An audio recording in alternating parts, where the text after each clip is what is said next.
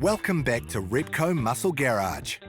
Now, in association with our mates at the Mount Shop, we're heading down to Christchurch to meet a very special hot rod club, the Rod Benders. This unique, iconic, fun-loving and family-friendly club has been a fixture of the scene for over 3 generations. And after all those years, they're still going strong. In fact, it'd be fair to say they're going stronger than ever, based on the incredible turnout that greeted us as they got ready to set out on a Saturday morning club run.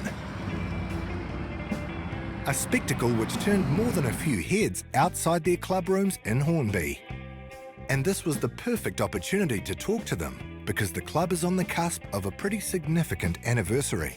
Rod Benders, we're 57 members. So we're a pre-49 All-American hot rod club. So that keeps our numbers down a wee bit because we're sort of not open to a broad spectrum, but that's how you get this sort of genre of sort of car. The club rooms here were put up in 1986. Rod Benders is the oldest still running club in New Zealand. It wasn't the first, of course, but it's still going strong. Every walk of life, you've got mechanics, we've got electricians, we've got plumbers, we've got, you name it, just general people but love cars and love pre-49s. It's been going since '57. It's had a lot of families, you know, some second generation people through. But they're just a good bunch of guys that turn up and they're all into pre-49s. It's a very encouraging club and you have everyone that you can talk to and learn stuff off. And everyone's more than happy to chat to you and encourage you in your own build.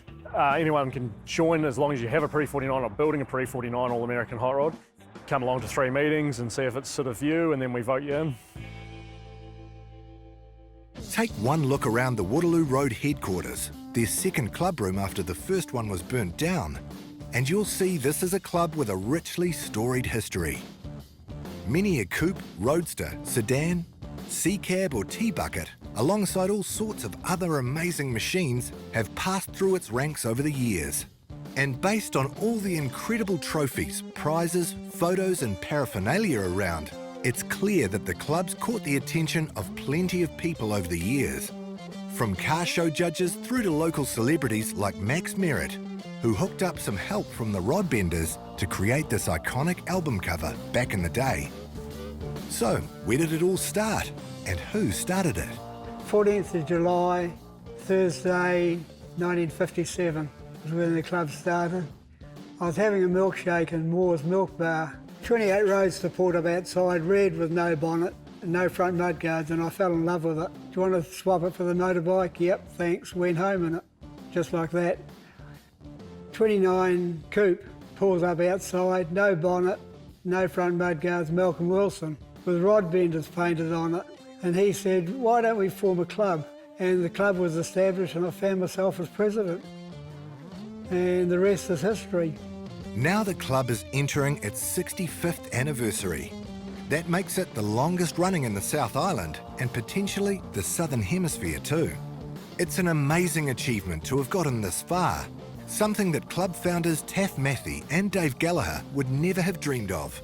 According to Dave's son, at least. No, I don't think he would have imagined that the club would be still going and as strong as it is today. It's part of me. I've got it tattooed on my arm.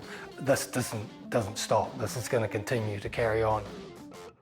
NZHRA was founded in 1961, and we didn't join NZHRA until about 1969. So we're not the oldest NZHRA club, but we're the oldest hot rod club in the Southern Hemisphere, which is pretty unique in itself. Phone rings, president of the Rod Benders said, we're having the 40th anniversary, do you want to come? I thought, yeah, that'd be fun, so I turned up. It was great fun. Phone rings again, it says, yeah, we're having the 50th anniversary. Then you just had the 40th. They said, no, that was 9.5 years ago. Oh my God, time flies. Damn proud of these guys. Couldn't have possibly dreamed it was going to happen. A bit of an emotional thing because, you know, I think they're quite pleased that we started the club where we did. And it's gone from strength to strength. It's marvellous. Obviously, there's an incredible array of vehicles on display within the club's ranks. And when they're all collected together, the club's car park is transformed into something somewhere between a treasure trove and a time capsule of pre-49 classics. One theme that emerges when you talk to the owners is that many of the cars are kept within the club's community, often passed down between family members over the years as the bug bites one generation of rod benders after another. I've got a 1932 Ford Roadster. I'm probably very fortunate, very lucky that I inherited it from my father, and we've had it since I was 3 years old. But it didn't look like it does now, so I've built it twice. This is a 28 Model A Tudor. I built this back in '78, so she's been on the road for 44 years. I joined rod benders back in the early '70s. I started off with a T-bucket, then a jail bar truck in late '70s. We put this on the road and yeah, I've just had a real good time with it. When our children come along, they've all been brought home from the nursing home or from the hospital, you know, in the car. And then they've sort of carried on, you know, Geraldine's now into cars as well, so yeah, we've gone from there. So I've been on many trips with this car since I grew up. We remember as kids we'd sit in the back seat, it was pretty comfy, and have our pillows there to have a nap.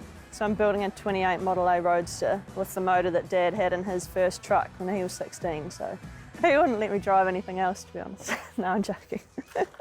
We were fortunate and lucky enough to have hot rodding in my childhood, and we went all over this country from one end to the other in the back of the car, which is one in the corner. A 1934 Ford Victoria that he got from New Brighton, and the guy said it's the ugliest thing they'd ever seen. So Dad took it home, put a new floor in it, built it up, and we went to Taupo in 1973 to the Street Rod Nationals, and he got Best Closed Car. And the memories like that, I just, you know, that's what sticks with me. I've got a Model A, 1929 Model A two-door that I run at the moment, plus I've got a fleet in the garage that I'm working on or trying to restore anyway. You don't have to have the flashiest, the hottest, the loudest, the fastest car. You just got your car. They're all different. Not a single one of them is the same. There's 32 Roadsters, 32 Coupes, there's T-buckets, you name it, they're all out there. They're all different. One thing that is noticeable this day and age, the higher standard of cars. When I first joined, a friend of mine brought this 34 Coupe and it needed two people to drive. One to steer it, it had no floorboards, just rubber mats over the chassis, and the other person to work the handbrake, which was the only brake on the car. You certainly wouldn't get away with that nowadays. We've got cars that win sweepstake events. We've got cars that don't get pulled out at all, like once a year maybe, you know. A lot of the cars stay in the club. So, for example, I got the opportunity to buy that 1926 Ford C-Cab. I've just recently sold it back to the same club member. So that car stays in the club. And it's like that with a lot of cars in this club. They come up for sale, so it's always word of mouth in the club. Then a club member will buy it, and then it stays in the club. I think that's awesome. So, after 65 years and counting, there's plenty of miles on the club's clock. But the Rod Benders club base is still thriving. And despite being surrounded by history, the club is very much focused on continuing to grow the Rod Benders family as they head into the future. It's good seeing younger members coming through. And like I say, you don't have to have the flashiest $100,000, $200,000 car. I mean, you can get, like, T-buckets are fairly entry-level sort of cars, you know, and some young people think that like hot rodding is a mega expensive sport, but I think sometimes they spend just about as much money on the Japanese cars as what we do probably on our hot rods, you know, so. We want to get our kids involved. We want to get them so that they can enjoy our cars, you know, enjoy cars themselves. I've got a little 3-year-old who comes out with me and likes seeing the hot rods, so you've got to like bring them up through that. So yeah, I think like it's a good positive vibe. Yeah, we've got a big range of ages in our club now, and there's a lot of new people that wouldn't have even known the older members, you know, but they're sort of learning as time's gone on. I'm interested in the car scene, having grown up in it, and now I'm building one with my dad, so it's quite fun to be a part of like-minded people, and there's other young members coming through as well, so it's quite exciting to see what the future will have for those people. It's awesome to be part of a club that has some family history. It's in the blood, you could say. A few second-generation hot rodders and rod benders. It's something that flows through. My youngest daughter, I think she's going to be a hot rodder as well. She's starting to show the old tendency. She wants to build a roadster, a hot rod roadster, so you feel proud that it's going to follow on. Congratulations then to this amazing club as they bring up a very special milestone, a feat that one of the founders is pretty blown away by. Oh, completely awestruck. I couldn't have imagined anything like this. This is the type of thing that we would have loved to have had, but thought it would never ever happen. It only happens in America. But I'm proud of these guys, and it's nice to come here once a month when the bar's open. Thanks for tuning in. We'll see you next week for more of the meanest muscle cars, hot rods and street machines on Repco Muscle Garage.